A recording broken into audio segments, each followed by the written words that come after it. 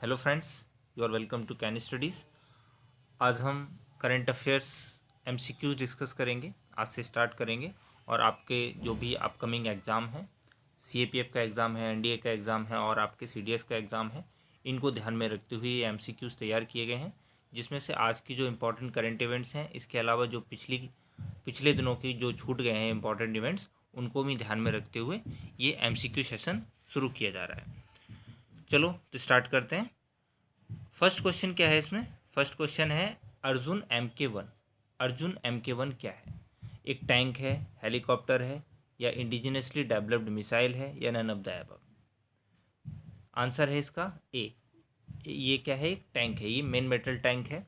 अभी हाल ही में क्या हुआ, DRDO की एक यूनिट ने इसको बनाया और इंडियन आर्मी को हमारे प्राइम मिनिस्टर ने दिया है, तो इसलिए आज ये न्यूज़ में था। सेकेंड क्वेश्चन क्या है? सेकेंड क्वेश्चन है India's first 100% organic union territory.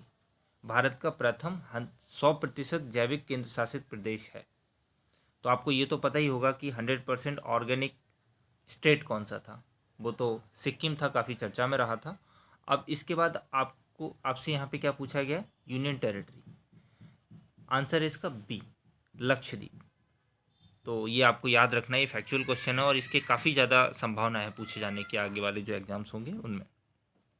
और ये चीज़ बिल्कुल ध्यान में रखनी है कि इसमें अगर 4 ऑप्शन में से आपको एक सिक्किम दे दिया तो आप ऑर्गेनिक देखते ही सिक्किम पे चले जाएं। तो इसको बड़े ध्यान में रखना है कि यहाँ पे आपसे यूनियन टेरिटरी पूछा गया है या फिर स्टेट पूछा गया है। इसके बाद थर्ड क्वेश्चन क्या है? थर्ड है USA designated which 2 countries of particular concern for violation of religious freedom. America ने धार्मिक स्वतंत्रता के उल्लंघन के विषय में किन 2 देशों को विशेष चिंता के विषय में नामित किया है? ठीक है, जहाँ पर रिलीजियस फ्रीडम ना हो, रिलीजियस फ्रीडम को खतरा हो। रिलीजियस फ्रीडम का मतलब तो आप समझते होंगे। इसका मतलब कि कोई भी अगर पर्सन है वो अपने रिलीजन में फेथ रखता है और उसको अपनाना चाहता है, तो इस तरीके से रिलीजन्स के बीच में डिस्क्रिमिनेशन ना हो स्टेट के द्वारा। तो USA ने 2 ऐसी कंट्रीज़ को चुना है जिनमें उन्होंने देखा कि इसका रिलीजियस फ्रीडम का वायलेशन हो रहा है। वो कौन से हैं? ऑप्शन ए है ईरान एंड इराक, बी है म्यांमार एंड लाओस, सी है चाइना एंड इंडिया, डी है चाइना एंड पाकिस्तान। तो इसका आंसर सी है या डी है, बी है या ए है? आपने बिल्कुल सही सोचा, इसका आंसर डी है, चाइना एंड पाकिस्तान। ये काफ़ी इंपॉर्टेंट ये भी क्वेश्चन था। उसके बाद हम नेक्स्ट देखते हैं। नेक्स्ट क्या है? World's most powerful women for 2020 is. 2020 के लिए विश्व की सबसे शक्तिशाली महिला कौन है? तो Angela Merkel, Christine Lagarde, Melinda Gates या कमला हैरिस, इनमें से कौन है? ये काफ़ी फैक्चुअल है। आपको अगर आप ये लिस्ट आपने देखी होगी तो आपको पता होगा, इसमें एंजेला मर्केल जो है वो पहले स्थान पर है। आंसर इसका क्या है? बी। फिफ्थ क्वेश्चन क्या है? Theme of 6th India international science festival 2020। तो 6वां जो इंडिया का इंटरनेशनल साइंस फेस्टिवल हुआ है 2020 का, उसकी थीम क्या है? फर्स्ट है science for self reliant India and the global welfare, B है science future of the world, C है research innovation and science empowering the nation, D है नन ऑफ द अबव।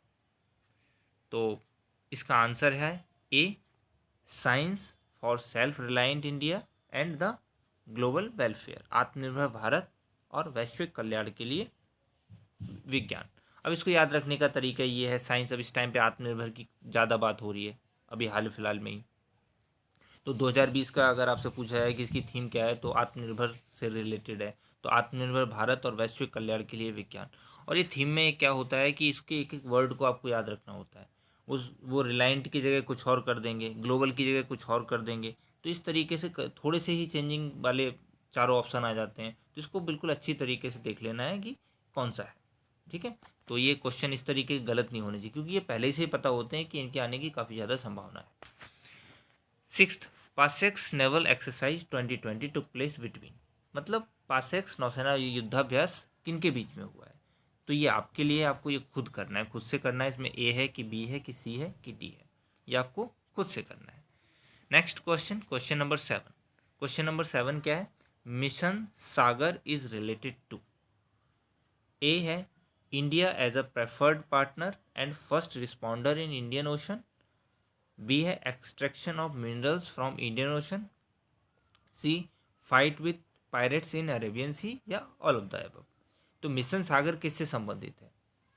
पहला है हिंद महासागर में भारत पसंदीदा भागीदार और प्रथम उत्तरदाता, यानी कि इंडियन ओशन में इंडिया की इम्पोर्टेंस काफ़ी ज़्यादा हो, सभी देशों के साथ इस तरीके से कॉपरेशन हो कि अगर ज़रूरत पड़ती है, इंडियन ओशन में कोई प्रॉब्लम आती है, कोई अटैक होता है, तो उस टाइम पे इंडिया जाके सबसे पहले रिस्पॉन्ड करे। बी है हिंद महासागर में खनिजों के उत्खनन से संबंधित है मिशन सागर। या फिर सी है अरब सागर में समुद्री लुटेरे से संघर्ष। आपको पता होगा कि सोमालिया है, यानी कि जो हॉर्न बना हुआ है उसके आसपास की कंट्रीज़ हैं, उन कंट्रीज़ के आसपास काफ़ी देखा जाता है कि समुद्री लुटेरे यानी कि पायरेट्स आते हैं, और ये अरेबियन सी में बड़ी समस्या है। तो ये वाला सही है या फिर चारों सही है?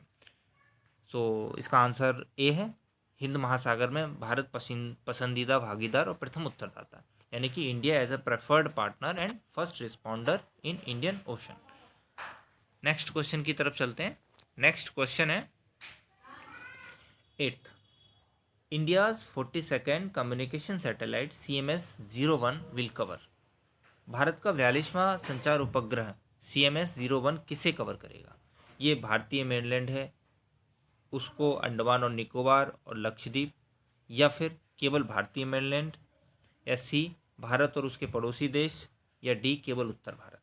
ये किसको कवर करेगा? इसका आंसर है ए, ये Indian mainland, Andaman and Nicobar and Lakshadweep, यानी कि पूरे इंडिया को कवर करेगा। बस इतना याद रखना है कि इंडिया का कोई भी हिस्सा इससे नहीं छूटेगा। तो इसका आंसर है ए।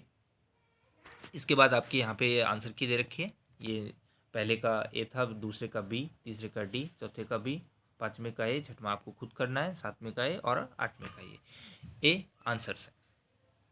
तो इस तरीके से हम अब डेली डिस्कस करेंगे और 10-15 क्वेश्चन, और अगर आप इसको अच्छी तरीके से फॉलो करते हैं, डेली इसको सुनते हैं, तो जहाँ जहाँ तक संभावना है कि काफ़ी ज़्यादा क्वेश्चंस इसमें कवर किए जाएंगे और आपके एग्ज़ाम में इससे बाहर आने की बहुत कम चांसेस होंगे। So thank you very much.